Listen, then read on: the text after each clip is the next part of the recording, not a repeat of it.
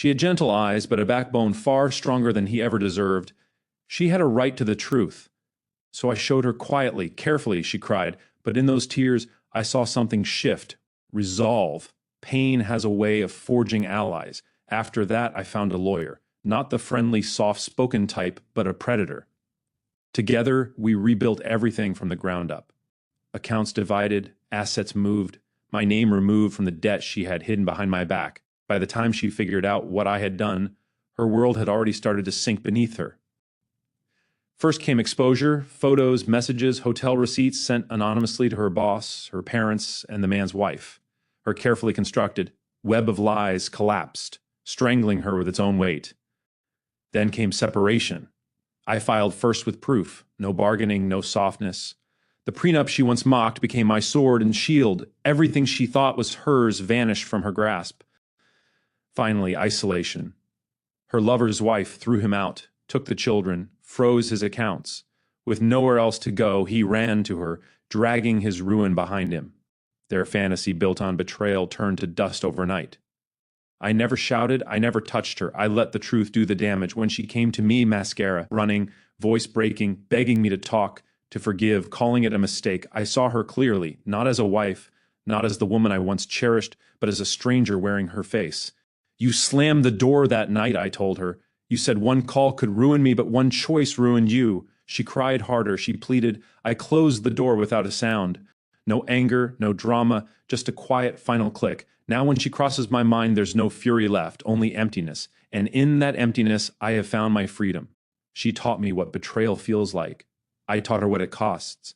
The last time I heard her voice was in a voicemail, broken and desperate. Why didn't you answer? Why didn't you warn me?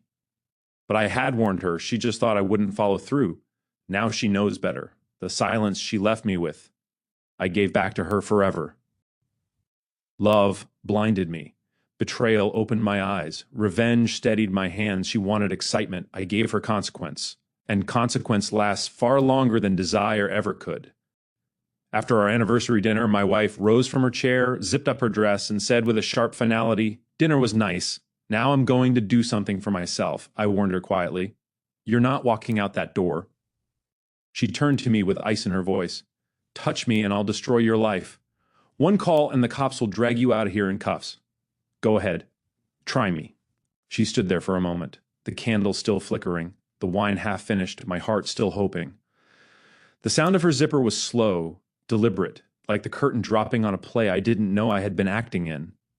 Her words cut deep, sharp, dismissive, as if I was just a piece of furniture in the room. I didn't yell, I didn't move. She turned away with that cold, practiced look, and the door slammed hard enough to shake the house. But what it really shattered was something inside me. I sat there for a long time in the quiet. No shouting, no breaking dishes, just stillness. And in that silence, things became clear. Looking back, I realized the signs had been there for months. Late nights out, her phone always flipped face down, the unfamiliar perfume clinging to her clothes. The pieces had been there, but that night, I finally saw the picture they made. This wasn't a first offense, this was a pattern. So, I didn't wait for her to come home with excuses. I didn't wait for her to say sorry. I waited for the truth to settle in. When morning came, my phone lit up. 156 missed calls, all from her. I let them go unanswered because those calls meant panic, and panic meant the game was already over. She had thought I would beg, fight, plead, that I would fall apart. Instead, I chose patience, and patience can be sharper than any outburst. Weeks earlier, I had already started putting things together. Bank records, hotel receipts sent to her work email, GPS logs from the car she thought was private. I built it all carefully, like evidence for a trial. I found the man too, married with kids.